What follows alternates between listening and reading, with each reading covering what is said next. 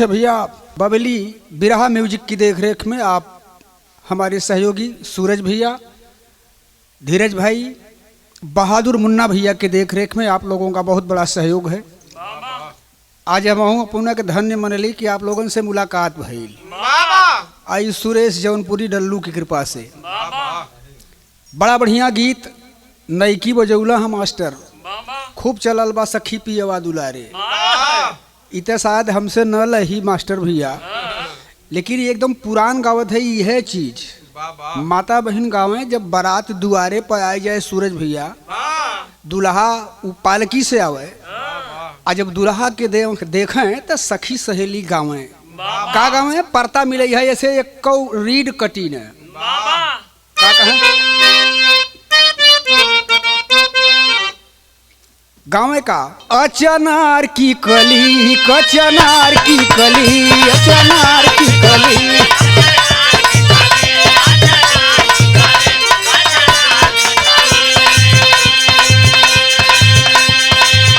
जब दुल्हा का पालकी असवारी हमारे पश्चिमांचल में असवारी कहल जाले, जब असवारी कहार उतार दे तब माता बहनी अक्षत मारे और यह गाँव अचनार की कली कचनार की कली अचनार की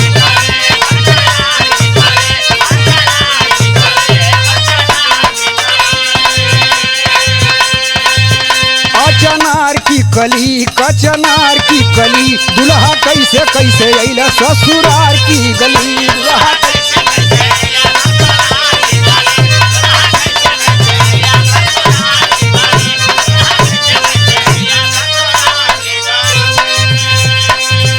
अचनार की कली कचनार की कली। दुल्हा कैसे कैसे अइला ससुरार की गली।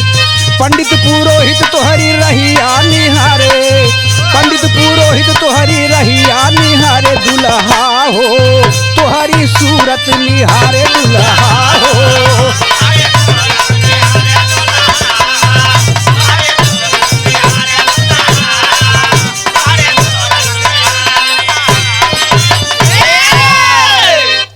अच्छा भैया, आप लोगन के बीच में छोट से बिरहा हो। बिरहा का शीर्षक हो अहंकार का नाश। जिस दिशा में जब भी व्यक्ति को अहंकार हुआ है तो उसका विनाश हुआ है। लेकिन कहना है मास्टर, भूमिका दा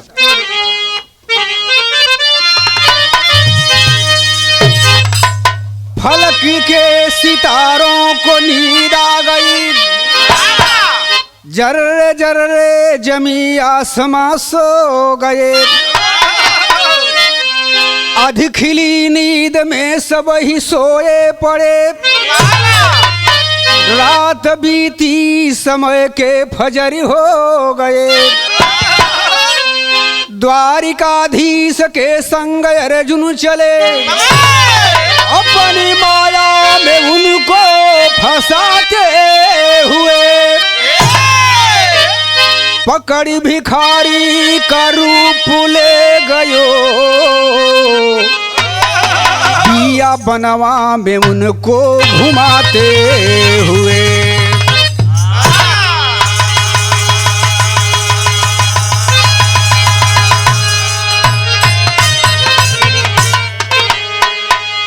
महाभारत की लड़ाई समाप्त हुई बाबूजी। एक दिन भगवान वासुदेव से गांडीवधारी अर्जुन कहलन कि प्रभु, ए धरती पर हमारे समान केहू वीर ना बा, यहाँ तक कि हमारे समान केहू भगत भी ना बा। भगवान मुरलीधर मुस्काए कि काम तो गड़बड़ हो, अर्जुन के उर में ये बड़ा खराब पेड़ जामत हो, अहंकार को वृक्ष जामत हो, एकर समूल नाश करब जरूरी है। कहलन कि अर्जुन छोड़ा, तू बड़ा बरियार वीर हुआ, बड़ा बरियार भगत भी हुआ, तो एक काम करा, चला हम दोनों जन देशाटन कहल जाए। अर्जुन कहलन कि प्रभु ये देशाटन का हो, कहे चला घूमल जाए मर्दवा, ये राज्य के छोड़ के दूसरे राज्य में जंगल में घूमल जाए, वहां का दृश्य बड़ा अजीब होई। भगवान कहलन बढ़िया हो, यहाँ भी भगवान अर्जुन के चांस देते हुए कि अहंकार से बचें। कहलन कि एक काम करा, तू गुरु बन जा, अहम चेला बन जाई। अर्जुन के दिमाग यहाँ काम कैले सूरज भैया। कहलन कि प्रभु आप जगत गुरु हो, कृष्णम बंदे जगत गुरु, हम आपका गुरु कैसे बनब? भगवान के संतोष भइल कि शायद महाराज कुछ घटत हो। कहन कि ठीक है, तू चेला बन जा, हम गुरु बन जाए। कहन हाँ प्रभु ठीक हो, लेकिन ये तो सही हो कि हमारे समान ये धरती पर केहू वीर ना बा, अनत केहू तोहार भगते बा हमारे समान। अच्छा, तो भगवान वासुदेव जगत गुरु गुरु बन गई ना। अर्जुन आज शिष्य बन के चलत हुन, भजन गावत हुन। का गावत हुन मास्टर? गजल के लाइन में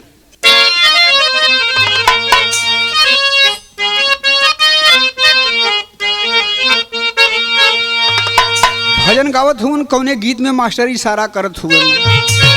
अरे जिंदगी में क्या आ रहा, अब जिंदगी में क्या आ रहा, एहसास ढल जाने के बाद,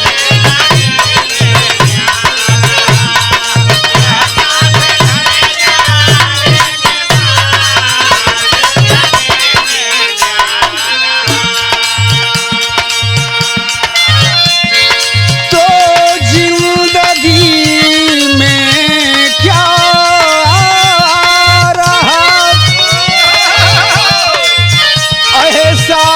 ढल जाने के बाद, अरे आएंगे आएंगे आएंगे, भला आएंगे साजन तेरे सावन गुजर जाने के बाद।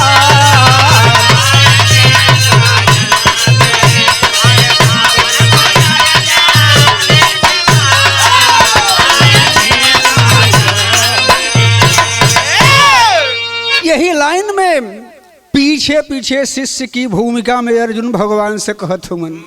का कहत हुन मालिक? अरे ये प्रभु लीला तेरी, भला ये प्रभु लीला तेरी संसार में मशहूर है।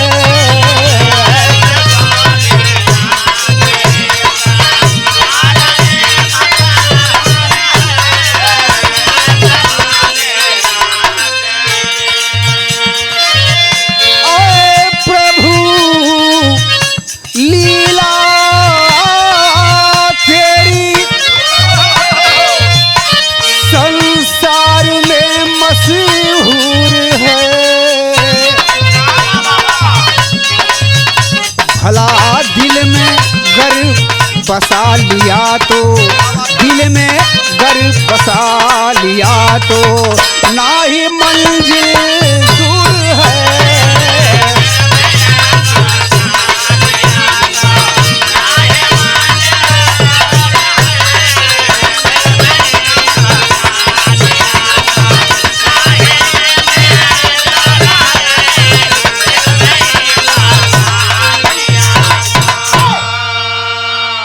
प्रभु भजन गवत हुन की नाथ तुहार लीला बड़ी परम्पार हो।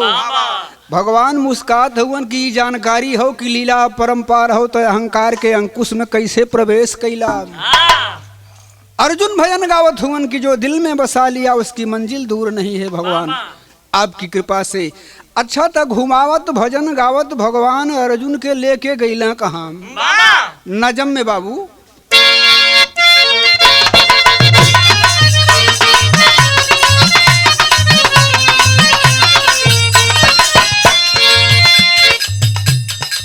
विपिन के बीच एक भूजा की मड़ैया रहली, विपिन के बीच एक भूजा की मड़ैया रहली, रहा भर भूजा उ भूजत की सरसैया रहली।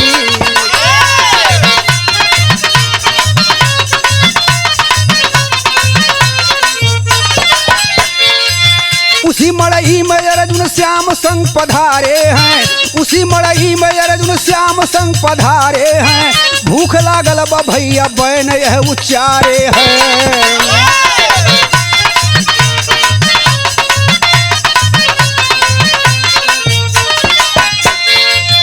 भूजा बोला अपनी जाति बतावा भैया, भूजवा बोला अपनी जाति बतावा भैया। परला धोई हमारे मड़ई में आवा भैया।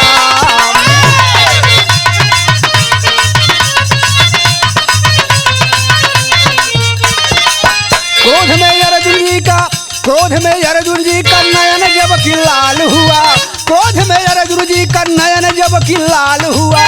पगर तनिक न भाई भुजवा को मलाल हुआ।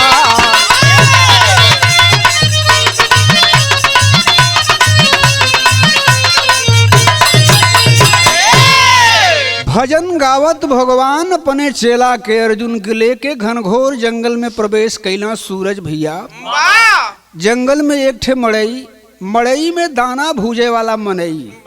धीरज भैया भड़ भूजा जेके कहल जाले। अब विचित्र बात ये रहल कि दूसर कोनो दाना भूजत ना बाबू, सरसों भूजत हो।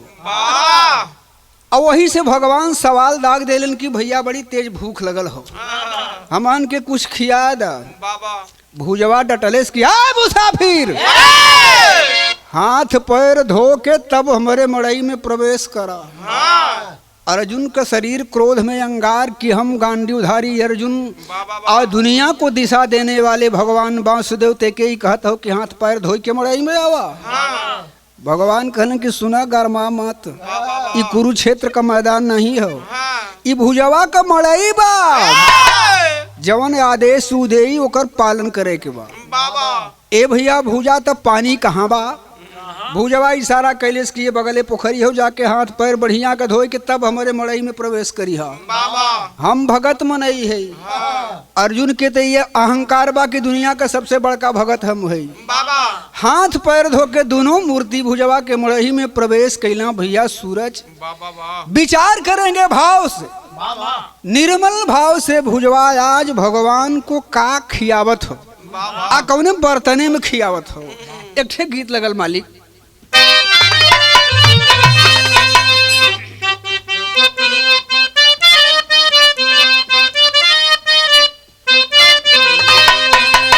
गीतिया वहे हो, दो अर्थी गीत हो, कर लय अलग हो। पश्चिमांचली लोग कुछ और गावले, पूर्वांचली लोग कुछ और गावले, लेकिन गीत है बा कि अरे कांचे कांचे भला कांचे कांचे बसावा कटवाले रे मोरे आलहर जोगिया।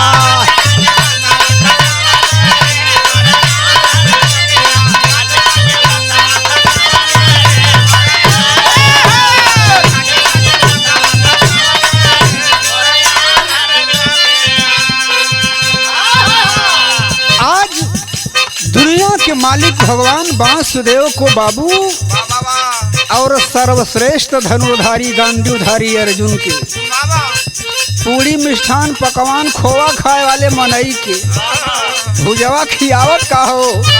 अरे खपड़ई में हाँ हाँ हाँ हाँ खपड़ई में, खपड़ई में से तू आसन वाले सरे बौरायल भुजवा।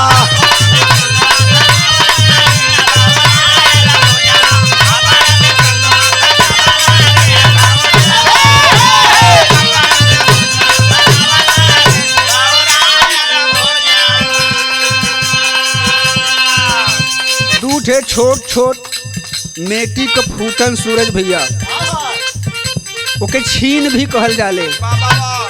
वही में सेतुआ और नमक मिलाए की दोनों मूर्ति के खाए बदे देहले से भगवान प्रसन्न हो गए कि प्यारे भक्त क्या तेरा भाव है।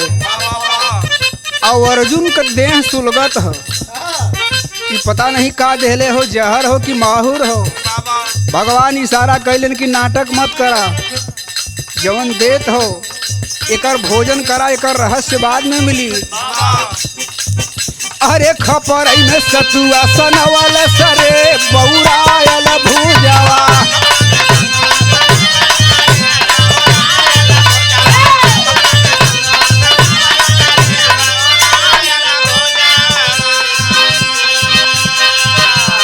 दुनो जने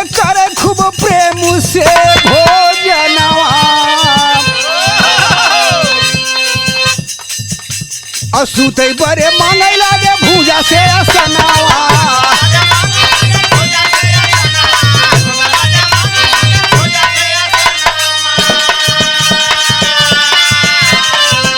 उह पतई बिछाई के, उह पतई बिछाई के सुतवल सरे बौरायल भूजावा।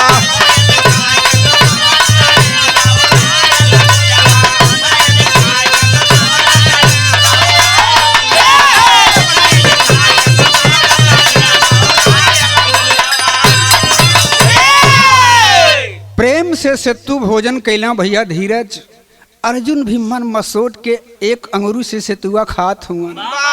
भगवान कहलन कि भैया भोजन प्रसाद तो हो गई, खैले के बाद आराम का जरूरत पड़ेले। ई बतावा बिस्तर कहाँ लगल हो? बगल के मड़ही में भुजवा इशारा कैले, जाय के देखौले से आमे महुआ का पाती गजले रहले तने ऊपर। भगवान कहलन कि बारे भगत इतना ऊंच तक गद्दा आज तक देखबे न कैली। हाँ, अर्जुन फूकत हमार रिश्क मारी। वही पाती के ऊपर उताने भगवान 16 अर्जुन 16। आ जब सुतत हुवन तो ऊपर निगाह गई तो अर्जुन देखत का हुवन वही लाइन में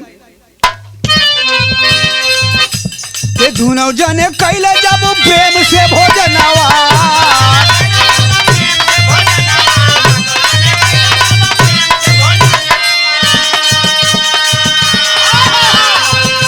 और सूते बरे मांगे लागे भूजा से असनावा।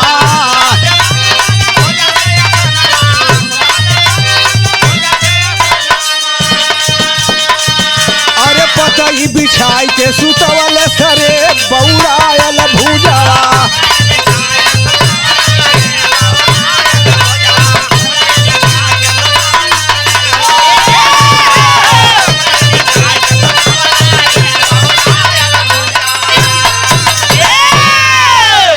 गैलाम आज उताने सूतल हुवन तो भगवान तो सुख का नींद सोवत हुवन की असली भक्त से आज सेवा मिलल बा।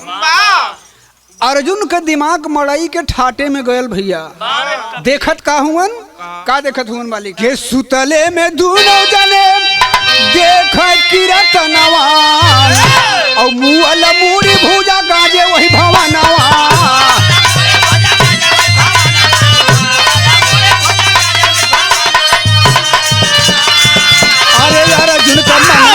अर्जुन का मन घबराइला हो बौरायल भूजावा।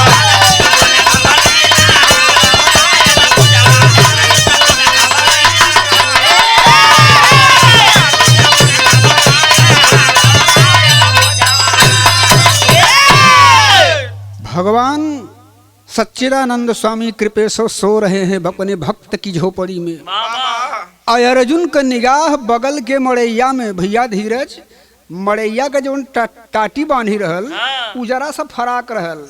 अर्जुन ये कई मड़ई में झकलम तो वो मन कुल मनई के मूड़ी काट काट भुजवा एकदम लाट लगाए के गजले। अर्जुन के जियरा कांपे लागल की बड़ी दुर्गत हो, आज हमारो सबका मोड़ी यही में शामिल हुई। एकदम गन गन कापत हुआ, सारी बहादुरी भूल गई। अब बहादुरी जब भूलल भैया तब बिरहा शैली में बात का हो।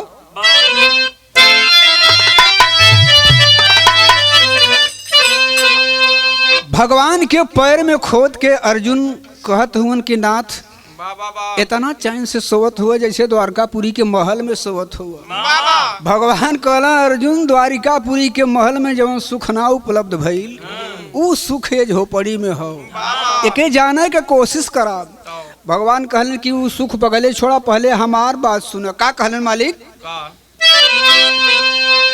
मुरारी पहिला कवने नगरी, अब मुरारी हो मुरारी पहिला कवने नगरी। लागल नींद नहीं अर्जुन के चिंता भारी, मुरारी अइला कवने नगरी।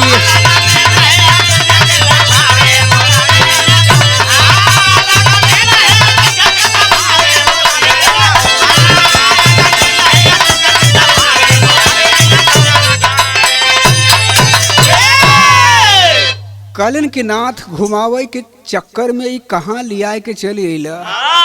जिंदगी एकदम खतरे पर लगल बा, दांव पर। भगवान कहन भैया ऐसा कोनो बात तो नहीं लौकत हो, कहे का लौकत हो तो है, हम बतावत है का लौकत हो। अर्जुन का निगाह मड़ई के ठाटे में गल भैया सूरज देखत हूँ, जवन देखलन उ भगवान से बतावत हूँ पहपट में।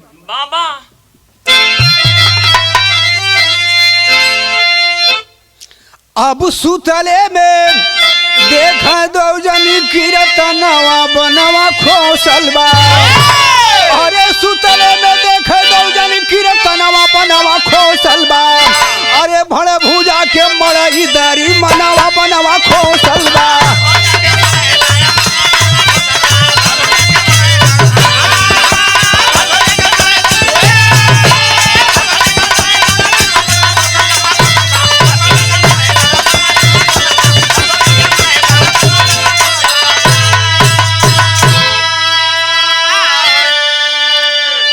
कहे कन्हाई भड़ भूजा यही बान के बात बताया हो, और दाना भूजे वाला मनई बान कहाँ से पाया हो। अरे भूजावा बोला तीन मोरे दुश्मनवा बनवा खोसल बा, और यही से मारब हम तीनों के जनवा बनवा खोसल बा। भगवान तीन ठे मुरजान मुरजान बाण भुजवा मड़ई के ठाटे में खुसले हो, जरा सा भी छुआई तो टिटनिस बिना न्योता का हो जाई। भगवान कहलन कि भैया 3 बाण खोसले हो चाहे 30 बाण खोसले हो, तुमसे लेवल आदे का हो। कहलन कि प्रभु ई तो पता जरूर कैला कितने विधि से ही बाण रखले काहे बा। भगवान कहलन कि भैया भूजा के विनती हो तुमसे ही बतावा कि 3 बाण रखले काहे हुआ।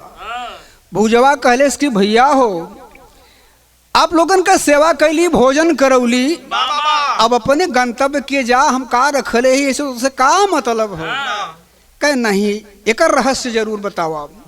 भूजवा कहले कि सुना हमारे 3 गो दुश्मन हुवन, आ तीनों का जान मारे खातिर तीनों का वध करे खातिर ई 3 बाण तने विधि से रखले है। अर्जुन इशारा कैले हाथ जोड़ के नाथ ही पता कैले तक एक तीनों दुश्मनवा के हो। भगवान कहलन भैया एक कष्ट और देव आपके, ये बतावा कि आपका ये तीनों शत्रु के हो तने विधि से अस्त्र रखले हुआ। भूजवा बतावत हो वही लाइन में मास्टर कहे पहला बैरी हनुमान जी, अरे पहला बैरी हनुमान जी और रहे राम के साथ हो, और दूसरा बैरी सती द्रौपदी मरब अपने हाथे हो।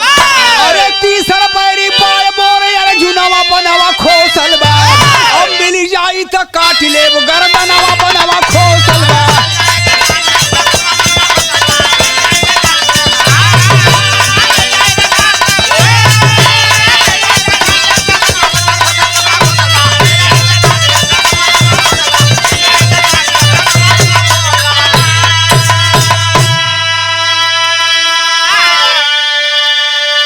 भूजवा कहले कि सुना हमार पहला नंबर का दुश्मन वो हनुमानवा हो। हनुमान नहीं कहत हो, वो हनुमानवा हो जो राम के साथे रहला। और दूसरा नंबर का दुश्मन हो 5 पांडवन के मेहरारू द्रौपदी।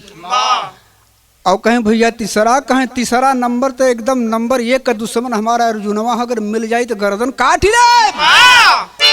अर्जुन कहलन की दुहाई नाथ की बताया जिनकी अर्जुनवा यही बैठल बा। अब कहे नाथ हमरे समझे में नहीं आवत हो कि अर्जुन और द्रौपदी के बाद तो जुदा हो, सब का गलती कैला करे साथ। लेकिन हम तो एक पहली बार अपने जिंदगी में देखत है, एकरे संगे कोनो गलत हम ना कैले है। तो यह पूछ लेता तीनों जने के गलती का हो जो इतना विधि से बाण रखले हुए। भगवान कहलन की भूजा भैया ई बतावा तीनों का अपराध का हो। भूजवा बतावत हो वाला में मास्टर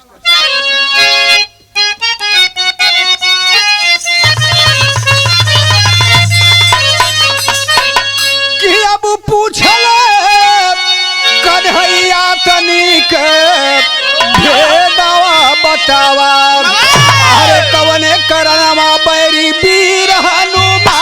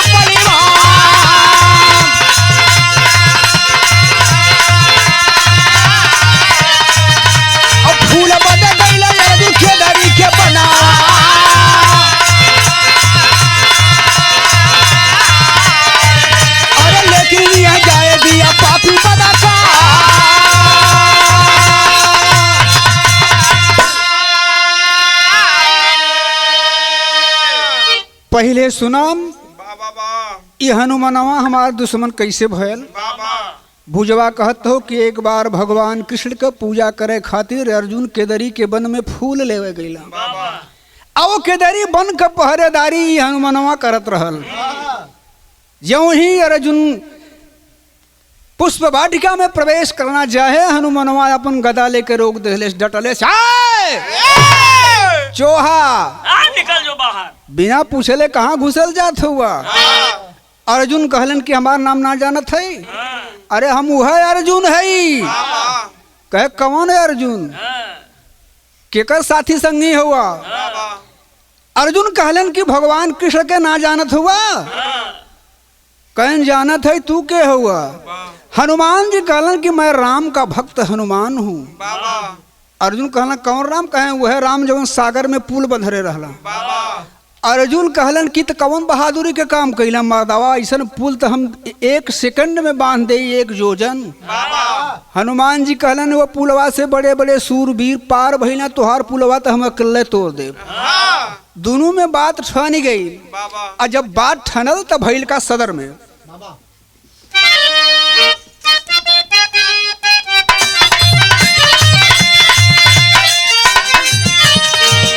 अरे कोढ़ावा में लाल भइली अर्जुन के नजरिया।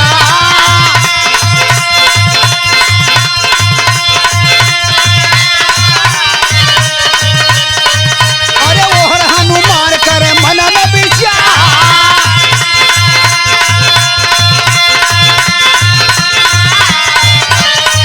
वही सना सना पनावा चलावे भीड़ अर्जुन।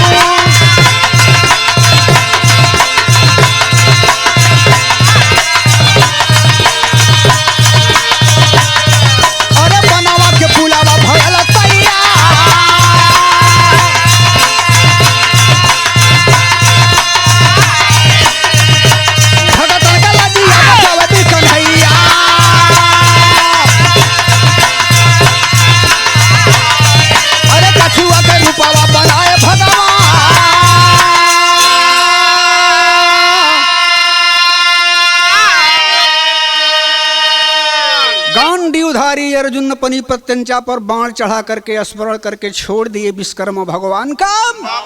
और सुंदर एक पल में 16 योजन पुल तैयार हो गया।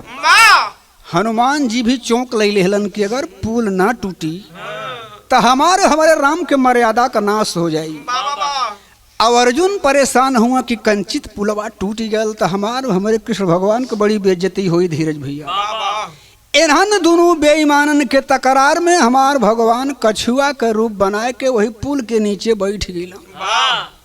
लेकिन तब हनुमानवा अपने रोम रोम में पहाड़ का टुकड़ा बांध के ज्यों पहले पादान पर पैर रखले समरे भगवान के मुंह से खून आई गया। जब खून आयल भैया तो ये दोनों जाके देखलन पानी लाल हो। एक इतनी बड़ा अपराध ही हनुमानवा कैलेस की चाप दिले हमारे भगवान के मुंह से खून आ गया। बतावा ये मारे लाया हो कि छोड़े लाया हो। भगवान कहलन सही हो। ये बतावा दूसर का अपराधी का अपराध कैलेस। आखिरी लाइन में बताओ थो का बताओ थो।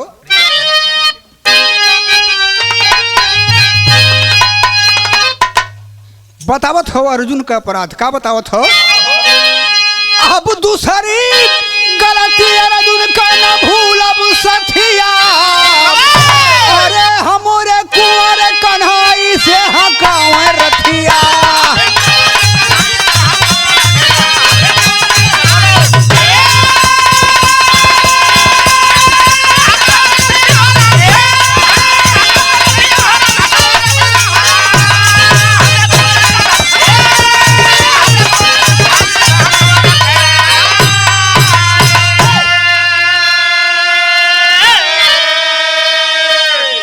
जेकर नाम के दुनिया जप रोज माला और जेकर नहीं अपार करे मोहन मुरली वाला।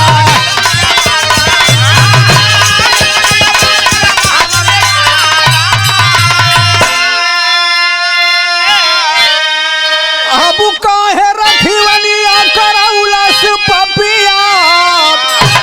हमारे कुंवर कन्हई से हकावे रथिया। विचार करिए, जिसका नाम जप करके गणिका गिद्ध सदन कसाई अजामिल भवसागर से पार हो गए, तवने भगवान से अर्जुनवा बेईमान अपन रथ हकवावत रहल, सारथी बनौले रहल, जेकर नाम जप के लोग पाप से मुक्त हो गईला। एकरे नाते अर्जुनवा से हमारा दुश्मनी हो। भगवान कहलन कि भैया तीसरा बैरी कौन अपराध कैलेस, बतावत हो तीसरे लाइन में का?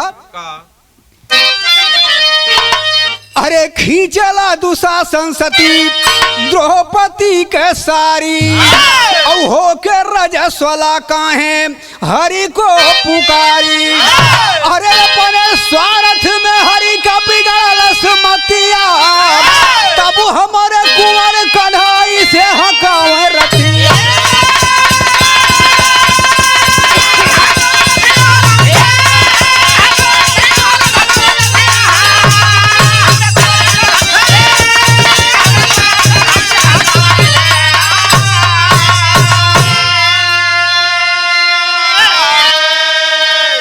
तीसरे नंबर में भुजवा बतौलिस कि भैया जौने समय दुशासन द्रौपदी को निर्वस्त्र कर रहा था, साड़ी खींच रहा था, उस समय द्रौपदी के केस खुले हुए थे। द्रौपदी रजस्वला में थी। रजस्वला में समझत हुआ ना? कुल जानत हुआ, तू बहुत चालाक आदमी हुआ। द्रौपदी रजस्वला थी, मासिक धर्म में थी। उस समय उसके ऊपर किसी की परछाई नहीं पड़ना चाहिए था, लेकिन अपने स्वार्थ के लिए उस समय उसने भगवान को याद किया। द्रौपदी स्वार्थी सिद्ध हुई, इसलिए उससे मेरी दुश्मनी है। भगवान शांत हो गए। अर्जुन इशारा कहलन कि भगवान ये बहुत बड़ी बला हो। निकला भगवान कहलन कि अर्जुन तू काहे डरत हुआ? मर्दवा तोहरे समान ये धरती पर केहू वीर नहीं हो, ये भूजा का करी? कहे नहीं भगवान कोनो जुआड़ लगावा। भगवान जुआड़ लगावत हुन, का लगावत हुन? कहलन कि भैया भूजा एक बात बतावा, तोहरे भगवान कृष्ण का अगर दर्शन तोहे मिल जाए तो ये तीनों बाण दे देबा? भुजवा कहले कि भैया बाण का बात छोड़ा, प्रभु के जीवन अर्पण कर दे, अपन जिंदगी सौंप दे। भगवान कैला का मास्टर का? अरे भुजवा के दिहरा श्याम छाया में दर्शनवा। छाया मीन्स एक तरफ तो भगवान खड़े हुए थे अपने स्वरूप में, भुजवा के सामने आकाश में एक सुंदर भगवान की प्रतिमा उसे दिखाई देने लगी। सुंदर बंसी बजा रहे थे, मोर मुकुट धारण किए हुए श्याम का दर्शन जब पाया तो उसी में विभोर हो गया। तब भुजवा के दिहले श्याम छाया में दर्शनवा, और बहरे कन्हई हथियार तीनों बनावा।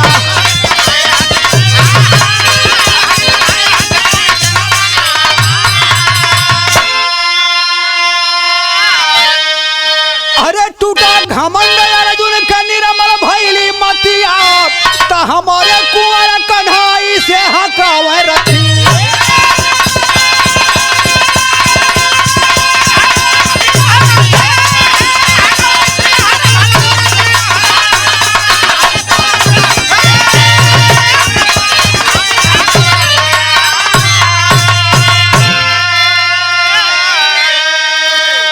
छाया में अपने निर्मल भक्त की निर्मल आत्मा को दर्शन देकर के दुनिया के मालिक अर्जुन की तरफ इशारा किए, का हो अर्जुन तोहरे जैसन वीर केहू धरती पर हो, तोहरे जैसन भगत केहू धरती पर हो।